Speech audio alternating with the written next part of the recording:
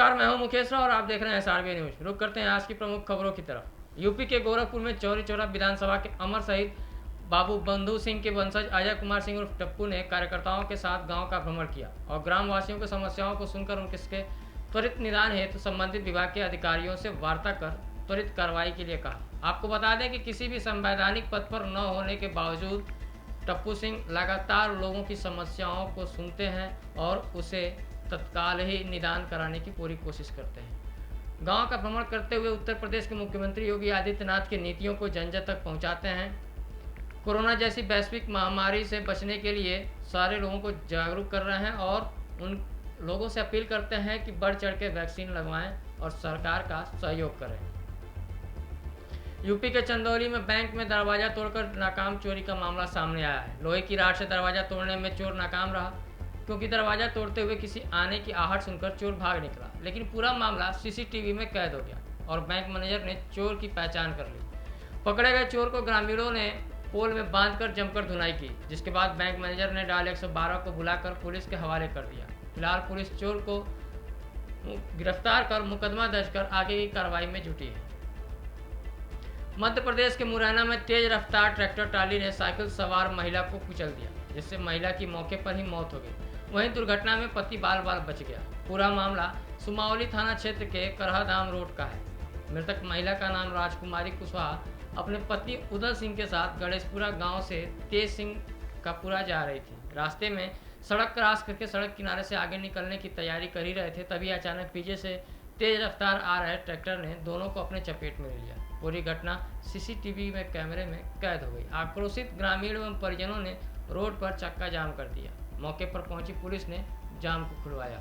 यहाँ ये रामस्वरूप भगत जी जो उनके चौकीदार के कहने पर उनके ऑडियो तक हम लोगों ने एसपी तक, श्रीमान एसपी महोदय तक पहुंचाए हैं, मैडम आप तक पहुंचाए हैं, लेकिन उनके विरुद्ध अभी तक कोई भी एक्शन नहीं लिया गया है। इस वजह से ग्रामीणों में बहुत आक्रोश है और हम भी ये चाहते हैं आप सबसे कि इनके खिलाफ कार्रवाई होना चाहिए और तब तक कोई कार्रवाई लिखित में नहीं होती है मैडम हम हटना नहीं चाहिए। हमारा ये कहना है कि ये दोनों लोगों के खिलाफ, जो लोग इसमें दोषी हैं उनके खिलाफ कार्रवाई हो। ये ट्रैक्टर कैसे भाग गया? यहाँ इतने 50-500 लोगों का कहना है कि ये ट्रैक्टर माननीय पुष्पक शर्मा जी और उनके ग्राम सेवक उन दोनों के द्वारा ये उनको भगाया गया और वो ट्रैक्टर खाली भी करवाया गया है। ट्रैक्टर की स्थिति पता कर लेती हूँ क्या? क्या मानना है कि पुलिस के संज्ञान में हो रहा है ये सब काम? ये हमारे यहाँ के दरोगा साहब हैं, उनकी स्थिति में हो रहा है ये सब। उनको सारे ऐसा करवा रहा है, जितना टैक्स चल रहे हैं। दरोगा जी का नाम क्या है? दरोगा जी का नाम राम सेवक है। खाली भी किया है यहाँ अधिक पब्लिक को देखते हुए। दरोगा जी स्वयं खाली करवाने गए थे? हाँ, और राम सेवक भी साथ में थे। अच्छा। वहाँ तक हम पहुँचे तो वहाँ पर बंदूकों के लोग खड़े थे, वहाँ पर पुलिस प्रशासन भी था और यहाँ तक नहीं आने तक वो खेतों से निकल के सीधे थाने के लिए चले गए हैं, यहाँ पर अधिक पब्लिक को देखते हुए। आपने कभी थाने में बताया कि यहाँ पे अवैध रेत की ट्रैक्टर वगैरह निकलते हैं? कई बार हुआ है और यहाँ पर दरोगा साहब के खिलाफ कई बार शिकायत भी की गई है। रूगर के एक कुशवाहा जी हैं, उनका भी आज जलाया था, तब कोई कार्रवाई नहीं हुई थी। और पावली गांव पर वहाँ पर सड़क डलाई जा रही थी जबरदस्ती रेत के लिए, वहाँ पर भी कोई कार्रवाई नहीं होती। वहाँ पर भी मैडम जी पहले आई थी और कह के गई थी इनका 3 दिन के अंदर ट्रांसफर हो जाएगा, आज तक कोई उनमें कार्रवाई नहीं की गई है। आपका मानना है कि जो पुलिस कर्मचारी ही चलवा रहे हैं ट्रैक्टर? थाने के जितने भी कर्मचारी हैं सभी चलवा रहे हैं। गुजरात के दाहोद में crime branch police Madhya Pradesh के बॉर्डर पर वाहन चेकिंग कर रही थी। उसी समय 2 व्यक्ति मध्य प्रदेश से बॉर्डर क्रॉस करके गुजरात की ओर आते थे, जिसमें एक व्यक्ति के पास पल्सर और दूसरे के पास अपाची बाइक थी। शक होने पर जब एलसीबी पुलिस ने उसकी बाइक को चेकिंग की तो बाइक चोरी की निकली। एलसीबी पुलिस ने उन दोनों व्यक्तियों को गिरफ्तार किया और पूछताछ कर आरोपियों ने उन्हें बताया कि उन्होंने दोनों बाइक गुजरात के गोधरा और अन्य क्षेत्र से चुराई। आरोपियों ने यह भी बताया कि 8 और बाइक चोरी की है जो उन्होंने जंगल में रखी है, लेकिन क्राइम ब्रांच पुलिस ने बाइक चोरी करने वाले गिरोह का पर्दाफाश करते हुए आगे की कार्रवाई में जुटी है। दाहोद एलसीबी की टीम गरबाड़ा पुलिस स्टेशन में वाहन चेकिंग में थी। उस दरमियान एमपी बॉर्डर से एक पल्सर बाइक और दूसरी अपाची बाइक, 2 बाइक शंकास्पद हालत में गरबाड़ा बाजू आते हुए एलसीबी की टीम ने पकड़ी और उसमें पूछपरछ की और उनके चेसिस इंजन नंबर चेक करने से दोनों बाइक चोरी की वैसा मालूम पड़ा और उसके बाद दोनों बाइक को लेके और उनके दोनों जो चलाने वाले चालक थे उन दोनों को पकड़ के उनकी घनिष्ठ पूछपरछ करने से उन्होंने ये बाइक गुजरात के गोधरा और वडवान से चुराई है और दूसरी भी बाइकें चुराई हुई जो एमपी में से चुराई है वो बाइक भी उनके पास है। ऐसी माहिती मिलने पर उनको साथ में रख के और दूसरी जो बाइकें उन्होंने दूसरी 8 बाइकें जो चुराई थी जो नज़दीक में जहाँ जंगल में रखी हुई थी वहाँ से कब्जे बरामद की गई है और टोटल इसके केस में टोटल 10 बाइक हमने रिकवर की है और आगे की तपास अभी चालू है।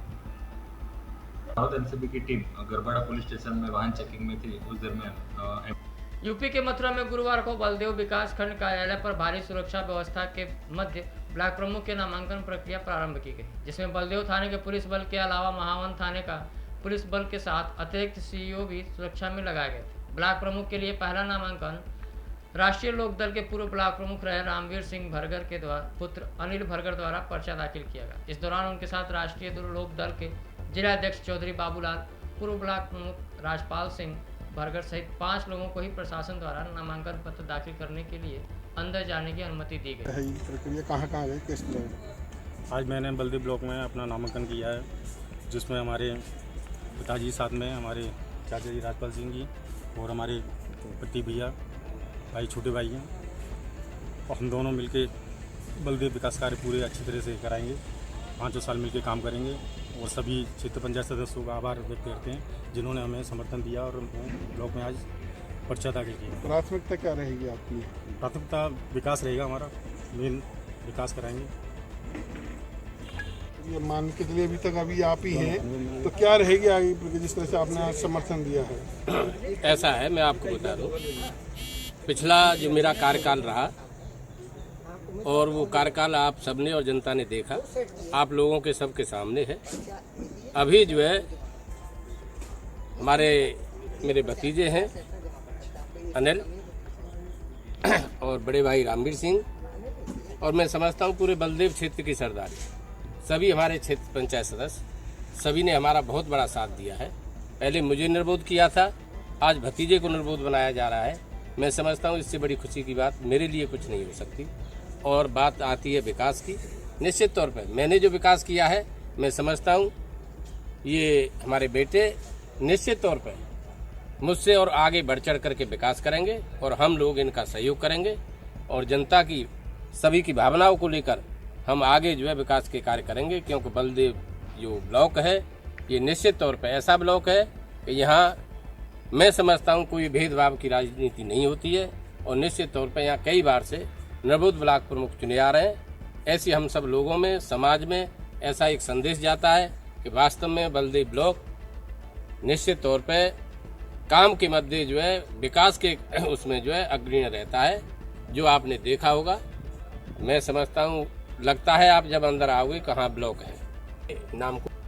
यूपी के श्रावस्ती में कांग्रेस पार्टी पदाधिकारियों और कार्यकर्ताओं ने उत्तर प्रदेश में बढ़ती महंगाई को रोकने के लिए इकौना नगर की सड़कों पर पैदल मार्च कर धरना प्रदर्शन करते हुए तहसील इकौना में राज्यपाल महोदय को संबोधित ज्ञापन तहसीलदार इकौना को सौंपा। आपको बता दें कि श्रावस्ती कांग्रेस पार्टी के जिला अध्यक्ष नसीम चौधरी के नेतृत्व में बेतहाशा महंगाई से परेशान नागरिकों एवं ग्रामीणों ने घरेलू gas cylinder, diesel, petrol, mobile recharge, TV recharge सहित अन्य खाद्य पदार्थों के बेतहाशा बढ़ती महंगाई के विरोध में कांग्रेस पार्टी के बैनर तले बुधवार को धरना प्रदर्शन करते हुए इकौना नगर में सरकार विरोधी नारे लगाते हुए प्रदेश सरकार को बर्खास्त करने की मांग का ज्ञापन राज्यपाल को संबोधित कर तहसीलदार इकौना को सौंपा।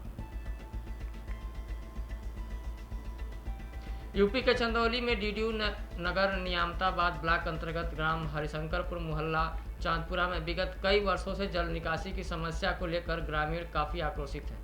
ग्रामीणों का कहना है कि संबंधित अधिकारियों को बार बार अवगत कराया है पर कोई सुनवाई नहीं हो रही है। नवनिर्वाचित ग्राम प्रधान हाजी रफीक अहमद का कहना है कि संबंधित अधिकारियों को कहा जा रहा है लेकिन सिर्फ आश्वासन मिल रहा है। जल जमाव होने के कारण हैंडपंप का पानी भी दूषित हो रहा है, जिसके कारण विगत दिनों पहले ग्राम के कुछ बच्चों की मृत्यु हो गई थी।